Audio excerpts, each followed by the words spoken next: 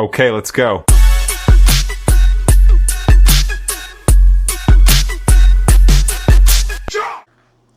Здравейте отново, приятели! Сега в този епизод възнамерявам да сложим камера на стълба на електрото. И не само камера, мисля да сложим и този LED прожектор, който е стар ми останал. Ще ни трябва и някаква кутия, в която да правим кабелни връзки, кабели, свръзки и ще трябва да видим как да закачим камерата към самия стълб. Така, нека първо да анпакнем камерата.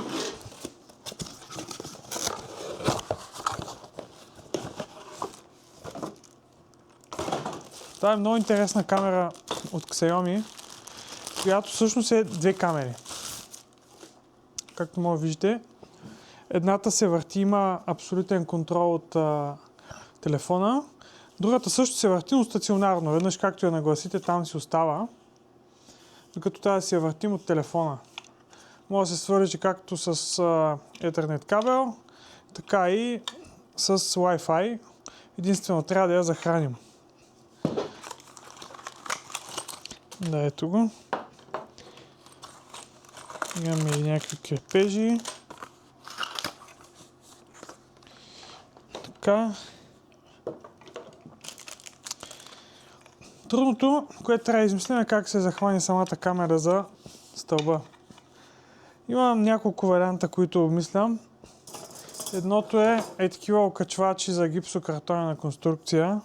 Това да го огъна около стълба и да го захвана тук за камерата.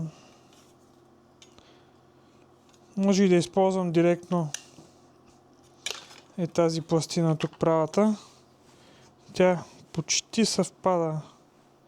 Може да се каже, че може да се свържи и това да се огъне по стълба. Това е единия вариант.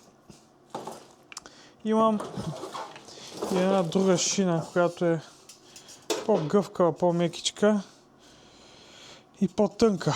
Може и да стане и тя. Ще видим. Така, трябва също да закрепим и прожектора за стълба. С пак някои от тези шини. Тук в това табло мисля да са връзките.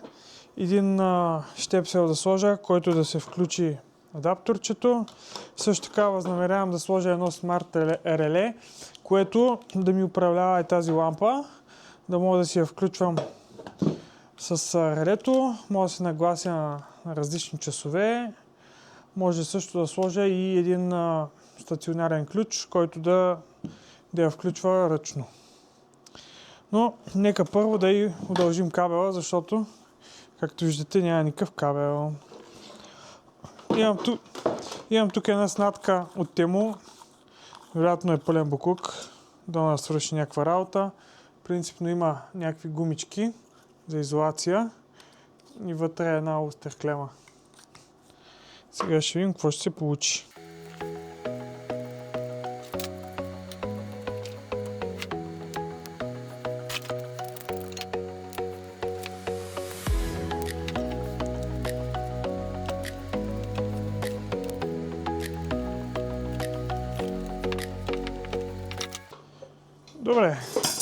Добре стана.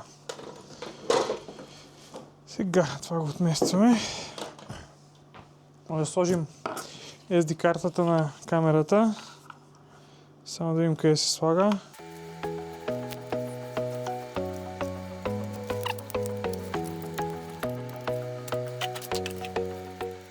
Готово. Штракна си на мястото. Слагаме гумичката.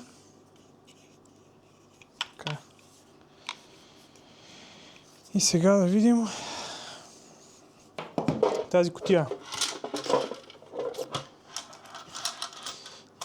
Захранващия кабел, който идва до кутията, е вече на стълба. Него ще го свържем като отидем на място. Но сега ще трябва да пробием няколко дупки, т.е. вероятно една дупка отдолу, в която ще сложим захранващия кабел на камерата. Ще сложим кабела за осветлението. И в последствие ще пъхнем и кабела от стълба.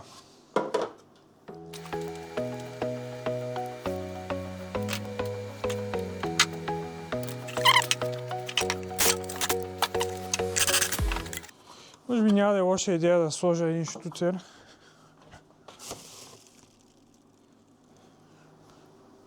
Това, което ми остана от таблото. Мисля, че ще може да събере всички кабели. Ще трябва да направим доста по-голяма дупка.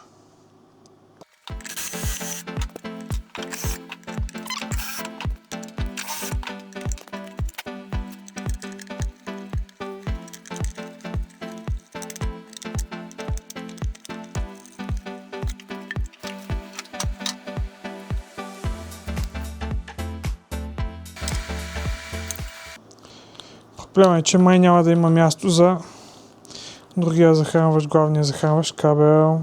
Ще трябва още една дупка да се направи.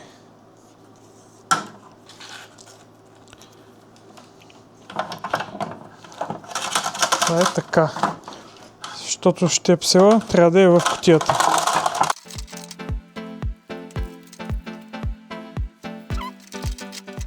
Тези кабели няма да е лошо да ги изравним. Тоест, кабела на камерата да е долу-горе, където е прожектора. Или даже той трябва да е над прожектора, да не го заслепява. Добре, следващата стъпка ще е да сложим смарт релето и един ключ някъде отвън на кутията. Да може да се включва и изключва лесно. Всъщност оказва се, че този кабел на камерата, който е твърде къс, ще трябва да го дължим. Тоест, ще трябва да го запоим и снадим с друг кабел. Намерих едно парче подобен кабел, метър и нещо. Би трябвало двете парчета да са достатъчни.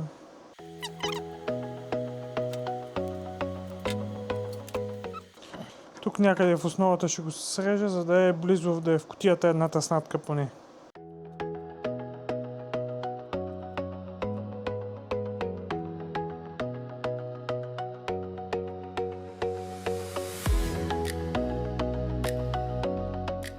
Свързваме плюс с плюс и минус с минус.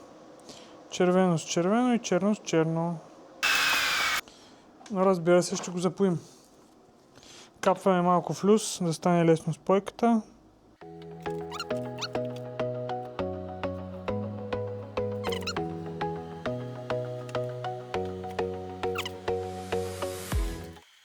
Сега банд да изолираме. Ето го и него.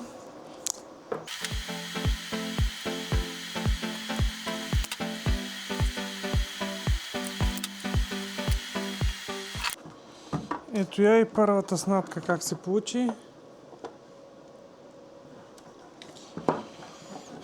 Издърпваме да влезе в кутията тази снадка.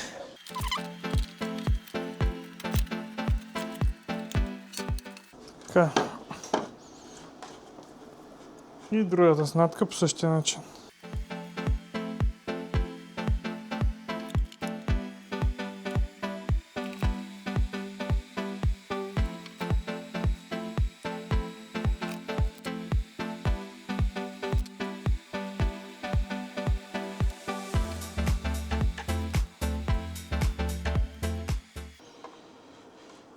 И готово. Камерата ни вече е с доста по-дълъг кабел. Да видим сега докъде стига.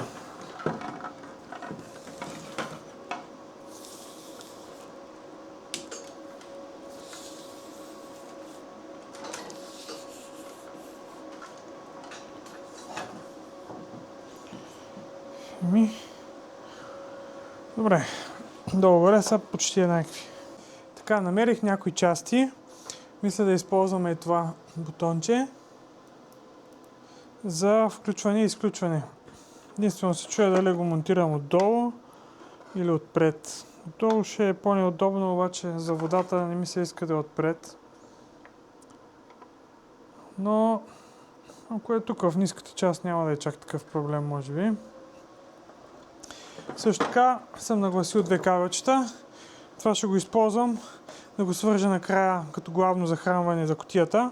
Накрая ще го свържем като стигам до стълба с две устер клеми.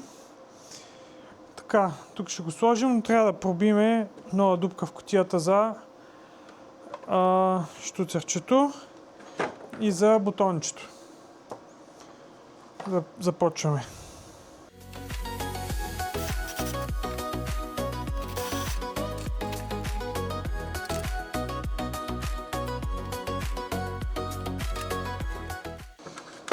Ето и кабелчето. И така ще влиза, но то ще се сложи накрая. Сега направим и дупката в предната част на капака за бутончето.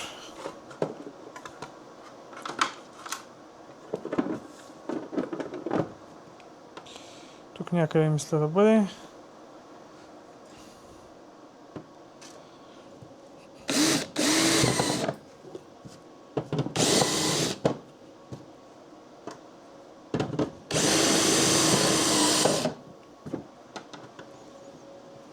Мисля, че е готово.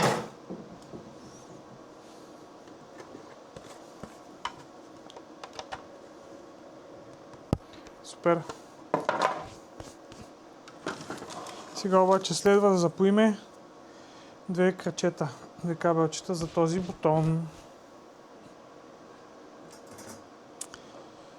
Нагласил съм едно кабелче за целта.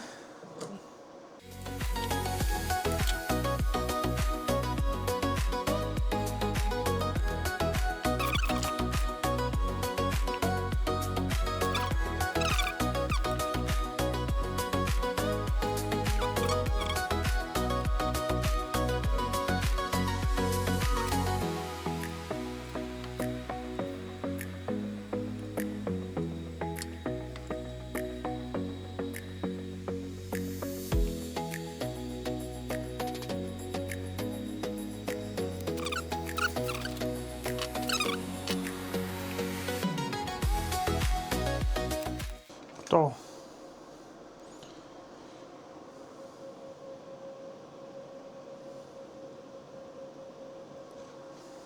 Сега да проверим дали не съм прецакал ключа от нагряване.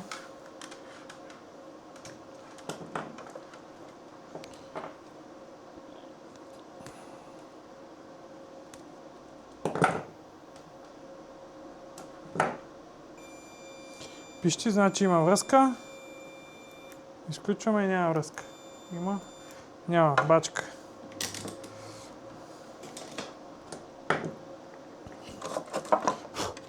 Видим сега. Дали ще си заспи на мястото. Трябва още малко да разширя дупката.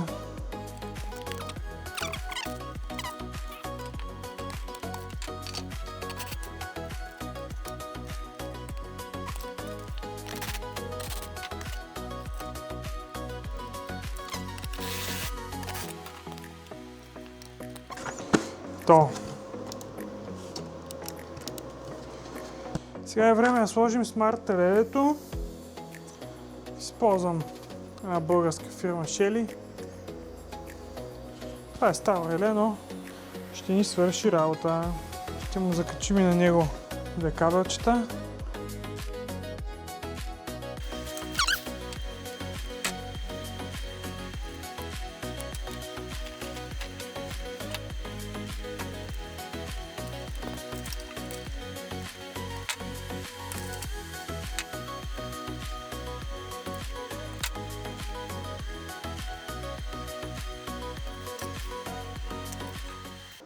Тази клема може да я ползваме за фаза, за всички фази, които ще свързваме. Така, примерно, това ни е главната фаза. Да малко я забравя, трябва ни да свържим и щепселче за контакт за щепсела на камерата. Така, съответно и за него ни трябва кабел.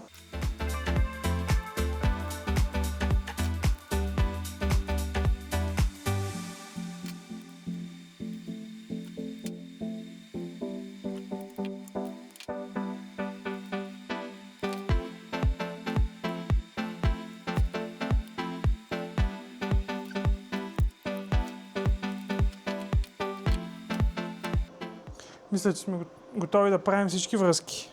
Така, свързваме постоянно захранване за камерата. Подаваме и фаза и 0. Шелето също иска постоянна фаза и 0.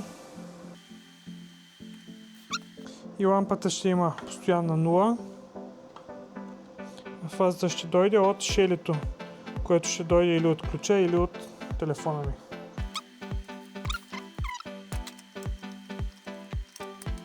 Захранването на лампата идва от шелето.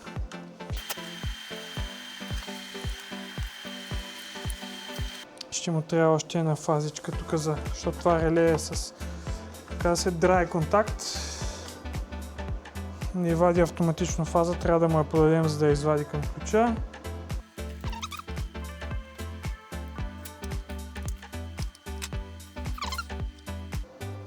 И остана ключа. Той също трябва да е към фазата. И влиза в релето да подаде фаза, когато ключа е натиснат.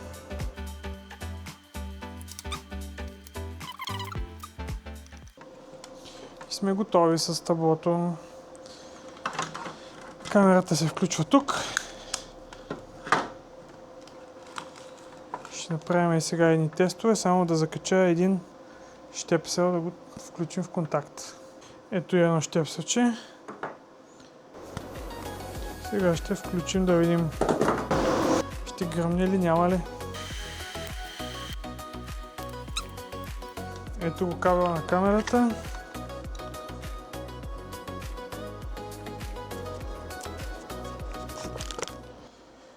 Еми, включваме.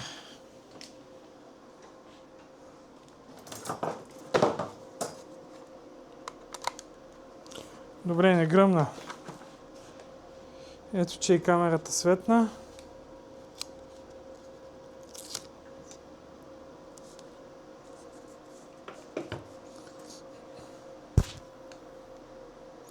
Сега лампата.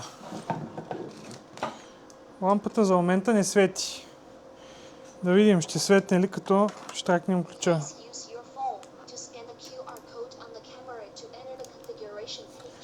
Не светна. Сега ще трябва да дебъгнем проблема. Ще свържем сега шелето да видим.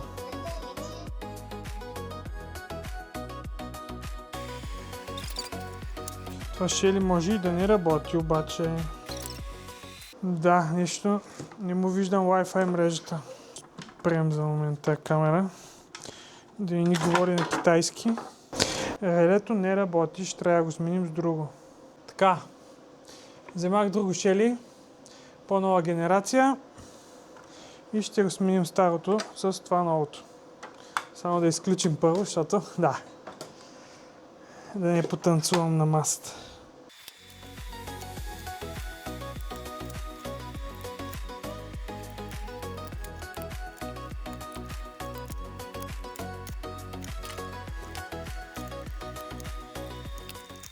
Този кабел ни трябва, тъй като тук схемата е малко по-различна. Това и директно изкарва фаза за лампата. Така, и готови сме пак да включваме да видим. Този път трябва да стане.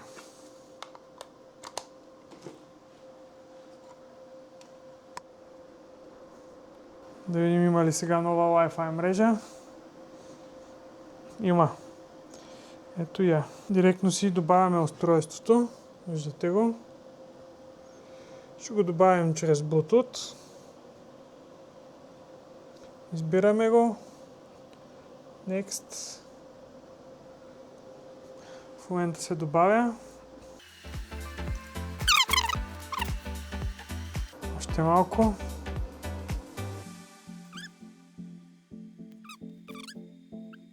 Устройството вече е добавено. Може да го пуснем да видим, ще светне ли лампата. Чухме да щрака релето, обаче лампата не свети. Има вероятност да имаме проблем с лампата сега. Може да е изгоряла. Тя е стара, не съм я пускал от много време. Но нека да измерим, да видим дали има фаза на изхода на лампата. И фазата идва от тук. Захранване има, да. Значи по всяка вероятност проблема ни е в лампата. Може да се откачил някой кабел при връзката тук.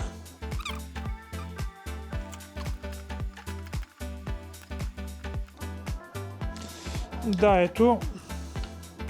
Виждате, изляза е нулата.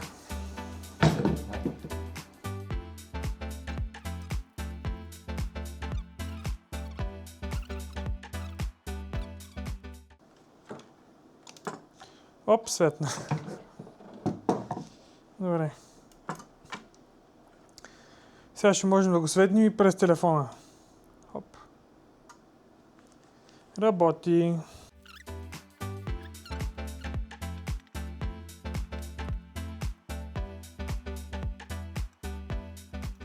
И една последна проба.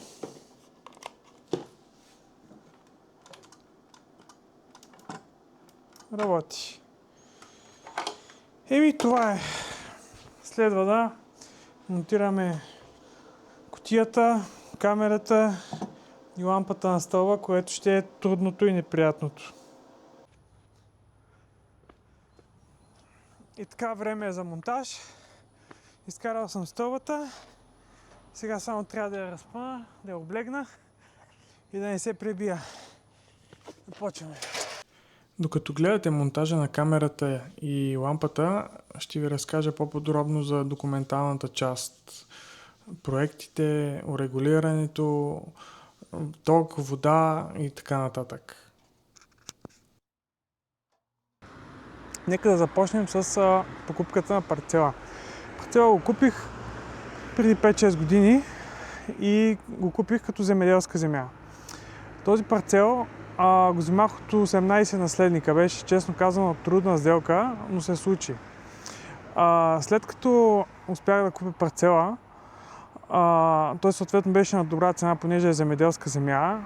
Нямаше нито ток, нито вода и трябваше да мина през абсолютно всички стъпки от земеделска земя до започване на строежа.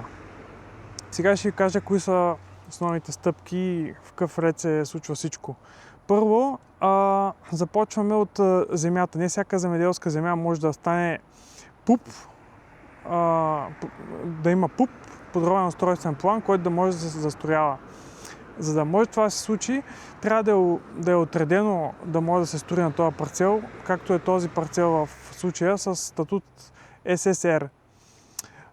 Това му позволява да бъде застроен за жилищни нужди и урегулиран съответно.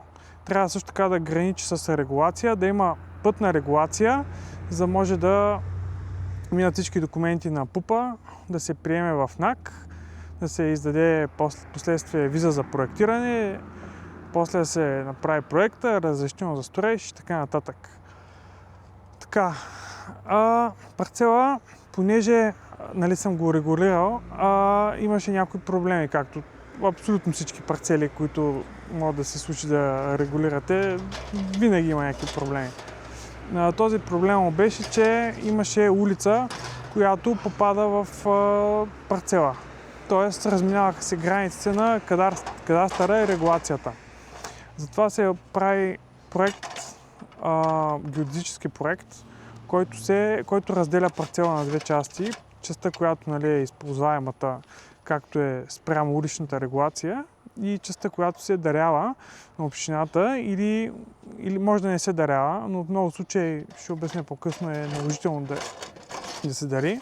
Аз успях да го направя без да се налага да дарявам част от парцела. Самия парцел е 1 декар.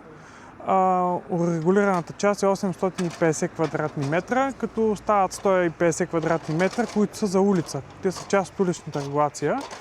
Тях би следвало общината някой ден да ми ги купи или аз да изразя някакво мотивирано предложение те да ми го откупят, което не знам дали ще се случи, но успях да го направя без да го дарявам с, казва се, констативен нотариален акт. Разделя се парцела на две, след като има одобрен ПУП от НАК и тази част, която е към улицата, тя остава като отделен парцел с отделен идентификатор.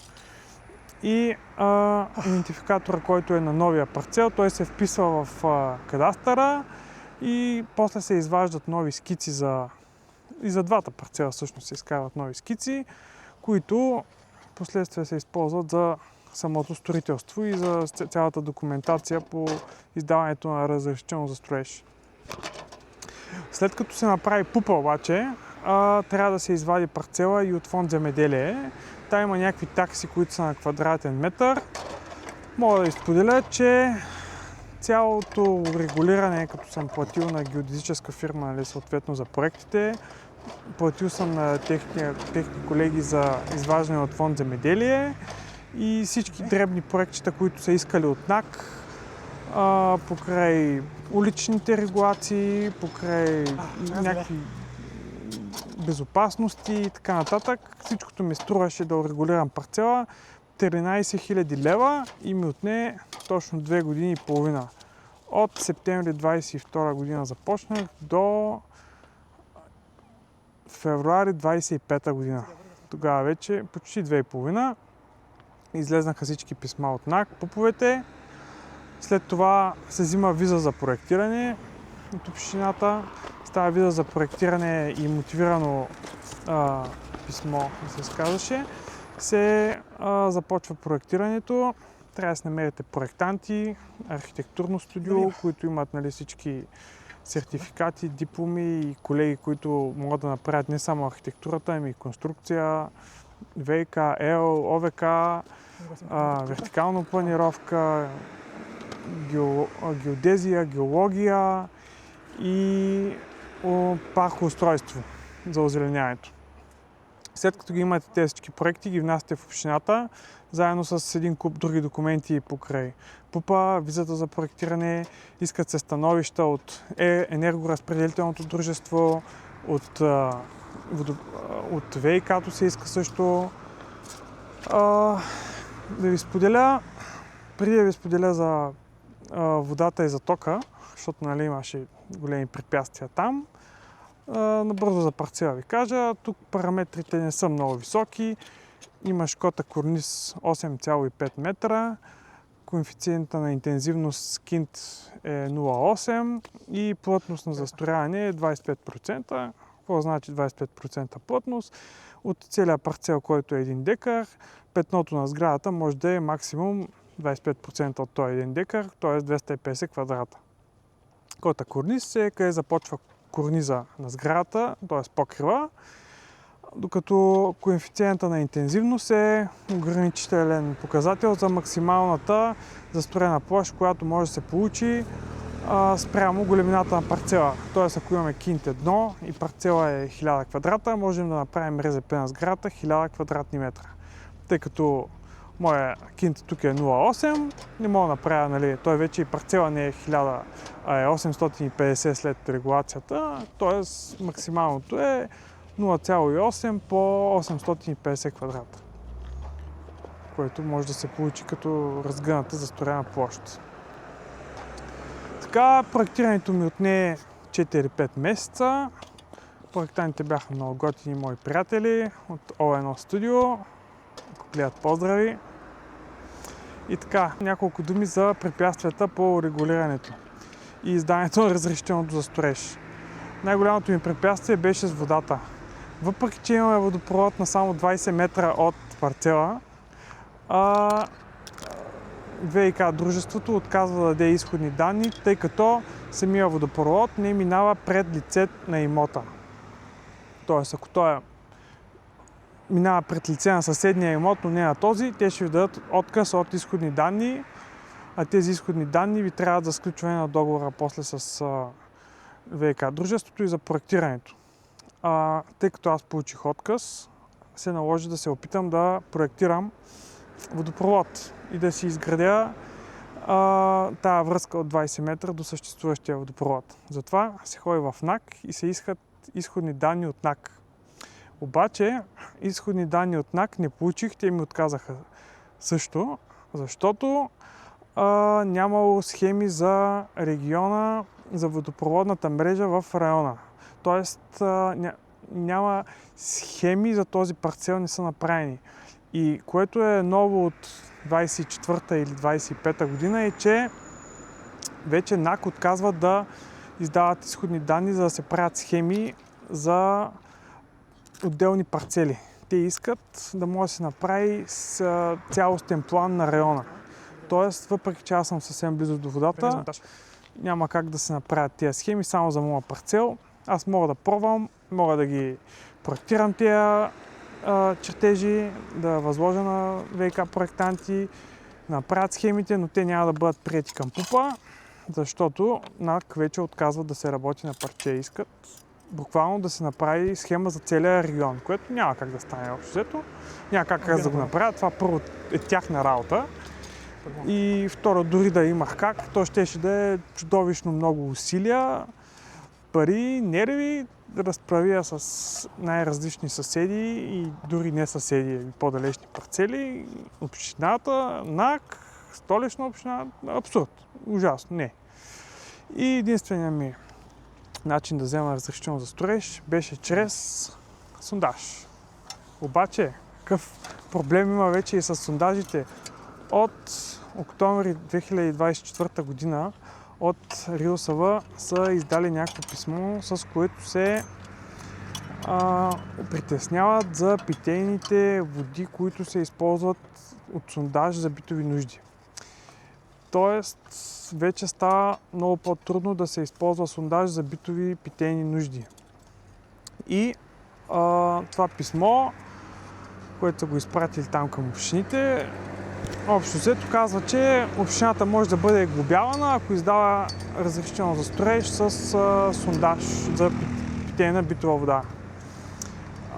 Което, като продължих да поручвам по темата, се оказва, че главният архитект на всяка община има право да вземе решение дали да издава такова разрешително за строеж с сондаж по негова преценка. След като реших, че единственият ми начин е да се добия да работя с разрешително за строеж с сондаж.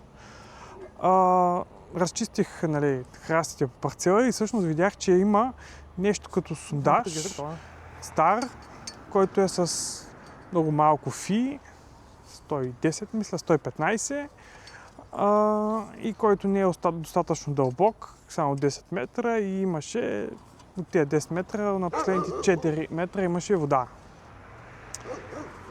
И реших да регистрирам този сондаж в басейнова дирекция Плевен, която отговаря за почти цяла Северна България.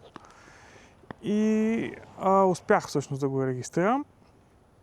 Ако нямате сондаж обаче, се налага една много по-неприятна процедура при регистрация на сондаж, да се изважда разрешително за строеж за нов сондаж. Там са още едни перипети, които се радвам, че не ми се наложи да ги правя. Успях да се регистрирам в басейнова дирекция сондажа. Другия проблем там е, че когато говорих с басейновата дирекция в Плевен, те ми казаха, аз им звъннах един месец след като съм подал заявлението, месец и половина им звъннах, и те ми казаха, господине, ние сега обработваме 2020 година. Аз им звъня 2025. Те казват, ние приключваме 2020 година. И аз вече съм в шок, защото те са 5 години назад с регистрация на сондажи. На всеки, който си е подал заявление, се регистрира стар сондаж. Което е абсолютен шок. При което колежката ми каза, че има как да се забързат нещата, тъй като аз ще строя, да им напиша един мейл и да им обясня и да им изпратя там документи за разрешително за строеж, ПУП едно друго. И аз точно това направих. Обясних им, че ми трябва за разрешително за строеж, и те влязоха в положение и минах по-експедитивна процедура, която отне 2 месеца. Тоест за 2 месеца успях да издам удостоверение за регистриран сондаж, който е използван в общината за издаване на разрешителното за строеж. Вуала! Това беше голямото препятствие – водата. Въпреки че парцела е целия плува във вода, Тук имаме доста подпочвени води. Когато започне копането, ще видите, че всичко плува във вода. Аз съм сигурен. Така, след като оправихме водата, трябваше да се оправи тока. С тока за щастие нямах никакви проблеми. Първо, там процедурата за тока иска се становище за присъединяване от електроразпределителното дружество, което е в вашия район. Те имат там няколко седмици срок, мисля, че около един месец беше срока да го издадат. За щастие в моето становище пишеше, че мога да се свържа към съществуващ трафопост. Аз съм изискал 15 кВт мощност, следващата след 15 е 50 кВт, там вече става много скъпо, докато за 15 кВт таксата е само 1500 лева. И сметнах, че ще са достатъчни. Все пак и проектанта на Ел-частта каза, че ще може да се вмести в 15 кВт. Така че имам положително становище от тях, след като го получих. То обаче важи една година. Това становище с давност една година трябва да имате разрешително за строеж издадено при да изтече, защото изтечели, после трябва да подавате молба за ново и там вече може да не е толкова положително, може да ви припишат да правите БКТП трафопост вие, който в последствие да го изкупят те, което съм чувал, че много трудно се случва и е доста отложено в годините. И е много скъпо като цяло се прави БКТП трафопост. Радвам се, че не ми се наложи, но трябваше да бързам да успея да свърша всички проекти и да взема разрешително за строеж в тази една година, в която получих становището. След като го получих, разрешителното за строеж, трябваше да отида в енергодружеството и да сключа договора за присъединяване тия 15 кВт. След като го сключих договора, има един двумесечен период, в който те трябва да изградят инфраструктурата, което в моя случай беше нов стомано-тръбен стълб, който сега ще ви покажа как го слагахме, с ново табло. В последствие, в което ще се сложи нов трифазен електромер. Нали, аз съм поискал трифазен ток 15 кВт. Може да поискате и монофазен, всеки според нуждите си. След като се сложи и таблото и електромера, тогава вече имате ток. Обаче, за да се сложи това електромер, трябва да се направи още една стъпка. След като се завърши изграждането на стълба, трябва да се отиде в енергодружеството и да се сключи договор за изкупуване на електрическа енергия. Там трябва да си изберете кой доставчик ще ви доставя електроенергията, какви цени. Електроразпределителните дружества си имат тяхна фирма за доставка, но ви може да използвате и трето лице фирма, която да няма нищо общо с тях. Аз не бях си избрал и записах те да са ми електродоставното дружество. Сключих договор за една година и сега следва да сложат таблото, което ще ви го покажа и него. Така, след като това успешно го направихме, следва да се инсталира ваше табло, нали, за ток, което кабел да се свържи в таблото на електроразпределителното дружество и вече от вашето табло да си черпите ток, тъй като говорим за гола поляна. То ще представлява една кутия забита в полето с кабел до нея, нали, от стълба на електрото и вътре слагате ваше табло с ваши предпазители и единственото, което трябва е, когато слагат електромера, да имате човек или вие, който да си свържи кабелите към тяхното табло, докато е отворено, защото то все пак е заключено. Сега сваляме въжето и връзваме таблото.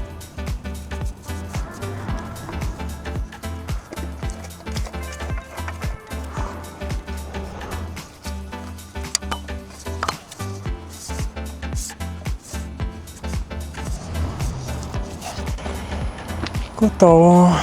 Стана да свалим стълбата.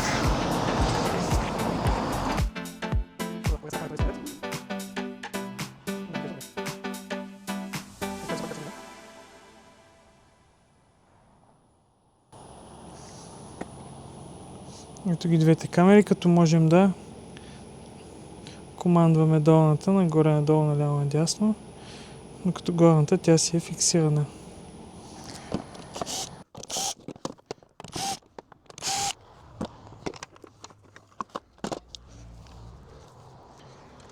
Да проверим дали е спрян бушон. Спрян е. Така, това е достатъчна дължина. Си срежем кабелчето.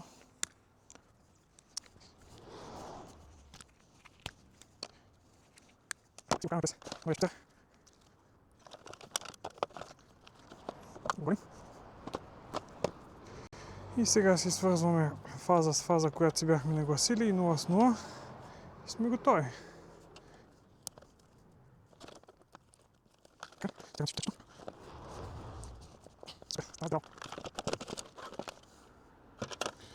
Остава да затворим таблото и да тестваме.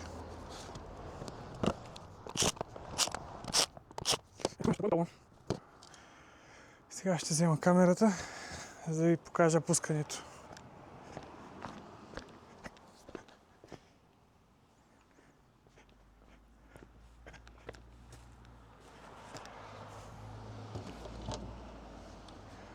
Дигаме си бушона. Така, нищо не гръмна, чудесно.